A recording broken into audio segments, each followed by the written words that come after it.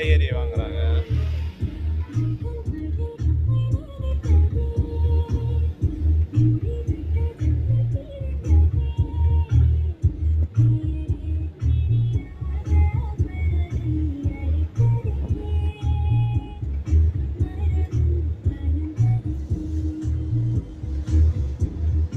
எல்லாமே வருது, எல்லா காய்கறியும் வச்சிருக்கிறாங்க.